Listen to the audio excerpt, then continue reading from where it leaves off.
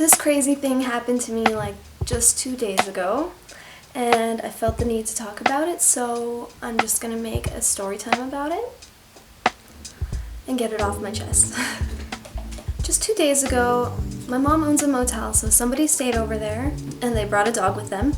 For dogs, it doesn't really matter as long as they pay the pet fee. My mom sometimes tells the tenants to leave the door open just because she likes to air out the rooms after people leave, especially now with everything that's been going on. She had noticed that they didn't leave the door open. She went over there, opened the door to air it out, and as soon as she opened the door, she sees this dog. So she said she slammed the door real quick. I think she called me like immediately after. She was like, "Victoria, these people left their dog. Do you want it? It's cute." So I guess she got in her car and she like drove after them because she thought that they had forgot their dog. Once she told me, I was pretty sure that they didn't forget the dog. I was pretty sure that they just abandoned it. So these people abandoned their dog over there. My mom followed them, couldn't find them, so she just went back. She was like, "Do you want this dog? It's really cute." So I was like, "I don't know, send me a picture of it." I showed it to my boyfriend. Because we've been looking for a dog for our dog because our dog has been kind of lonely. We've been looking for a new puppy. He's like, "Yeah, right, let's just get her, fuck it." Anyways, they walk this dog over and I go outside to meet it. And she's so cute. She's like the cutest thing ever. She looks like a little fox. I think she was like a red heeler or something. As soon as I saw her, she looked sick. She was just really skinny, like she hadn't been eating. She had blood all over her fur. I guess I just thought that she maybe had some cuts. I didn't know what these people had done to her. They abandoned her in a motel room. Like, they could have done anything to this dog. As soon as she got here, we gave her a bath.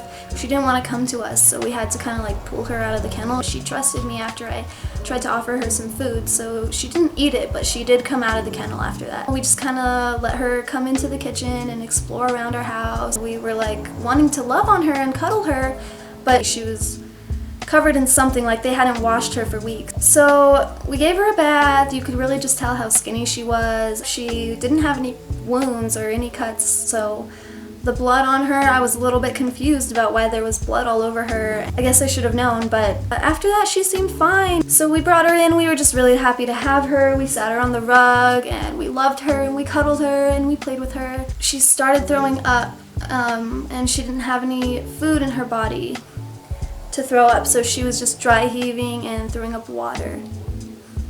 And every time she would get up, she would go get up and throw up in the corner of the room, so that was really courteous of her, but she kind of knew that like she didn't want to throw up all over our stuff. I would clean it and like help her every time. So I knew there was something wrong with her stomach. I knew she was like sick to her stomach. Sorry, I keep pausing because I don't know where I'm at in my story yet. There's so much that happened that I'm just trying to comprehend and kind of put it all together in like a solid story format. But so I was going to make her some chicken and rice so that she can eat that and feel better, because I've had my dog for like 5 or 6 years now, but before she got sick one time and she was dry heaving and throwing up like that and she wouldn't eat her dog food. So people had recommended to me to make her chicken and rice because that's okay for dogs to eat and it's supposed to be really nourishing and help them if they have upset stomach, because they'll be more interested in eating that than dog food. So I made her some chicken and rice and she ate a couple of bowls of that and she got better. That's why I thought I could cure this dog with some chicken and rice. After she had thrown up a couple of times, she got a little bit more energetic and she was walking around our house a little bit more. Lorenzo was just kind of following her, kind of being cautious. By the way, this whole time my dog did not want to be around her. So I should have known that something was up when my dog was doing that, but I just figured she was kind of nervous because there was a new dog in the house and the dog was sick, obviously. So I turn, I'm like stirring the rice and I turn to look at her. Lorenzo's standing there with her. So I thought that she had like peed on our floor, but then when I came and got a closer look, she actually pooped out blood, just blood. So that's why it looked like pee from my distance. The smell was just really bad. She was obviously sicker than I thought. So that's when I freaked out, because when I saw her poop blood, just straight blood like that, I put my dog outside and I started calling around to all these vets because I'm starting to panic because there's like blood all over my floor and Lorenzo was cleaning it up, and I was like, oh my god, I know that this can stay in the land for like up to a year. My mom calls this place that's only an hour away from us because if you don't know, I live in a place where there is nothing. And so there's no stores, there's no vets, there's no hospital, doctors. All there is gas stations. There's gas stations and a restaurant, one restaurant. So there's nowhere for me to take this dog. It's like an emergency. I have to drive at least an hour away somewhere. My mom gets on the phone and she calls the vet that she's taken her dog to, which is an hour away. But they say that they'll take the dog in and we only have to drive an hour. Before we left, I was just like already bawling my eyes out because I just have such a sensitive heart when it comes to animals. It is my weakness, especially dogs. I just love them so much. The fact that I wanted this dog, I was gonna have this dog, I had already brought her into my family.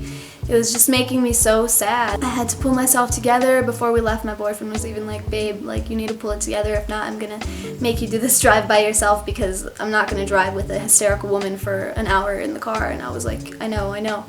I calmed myself down, we drove over there. I'm just like watching this dog the whole time. I'm just like watching her breathing, like watching her chest like move up and down, just making sure that she's okay because I don't want this dog to like die in my car. And so anyways, we drive to this vet and because of everything that's going on, they have us meet them outside.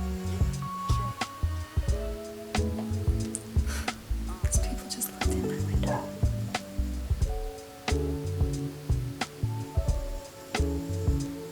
Okay, anyways, where am I? This story is so stressful for me because it's just really sad.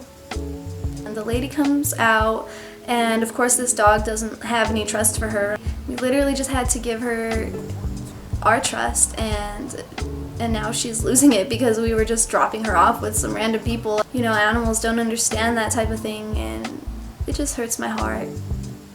She had to wrap a leash around her and drag her out of the cage, and she cried a little bit, but then she got in her arms and I think she felt okay. She was kind of just scared and she didn't know what was going on. I was just really grateful that they took her and they were able to help her. We came home and we bleached our floor like 50 times. We bleached our floor, we mopped our floor, we washed all of our dishes because she was in our kitchen. She was like shaking the water off of herself. She didn't like the bath, so it was like all over our kitchen. We wiped everything down, cleaned everything, washed all our clothes that she had walked all over. The times that she had got scared, she had like darted into our clothes. We washed like all of my dog's stuff, even though she hadn't been around my dog at all. Yeah, so I did call them and they said that she did test positive for parvovirus, but she was on the road to recovery. They said she was past the danger zone, so that made me feel really happy to just know that she's gonna be okay. I'm glad that this experience happened to me, even though it was an emotional thing for me. It taught me how to handle situations like that a little better. So yeah, I'm gonna keep in contact with them, and I asked them if she would be up for adoption, and they said yes. They're gonna try and find someone trustworthy to take her home. They said that that would probably be one of the workers, but I told them that I was really interested if she makes a recovery. I would love to give her a wonderful home. So she got my number and my name, and yeah, like that's the great news. That's the good side to this story. So yeah, she's doing great and she's gonna be fine. So I think my dog is gonna be fine too. She's had her vaccines in this past year. You know, we like bleached everything in the house. We even had to throw my rug away that this dog was on, but I'd rather throw a rug than my dog get sick. If anybody knows anything about parvo or that type of situation. The only other thing that we did do was we poured the water out that she had taken a bath in onto our yard. I don't know, I think we should be okay.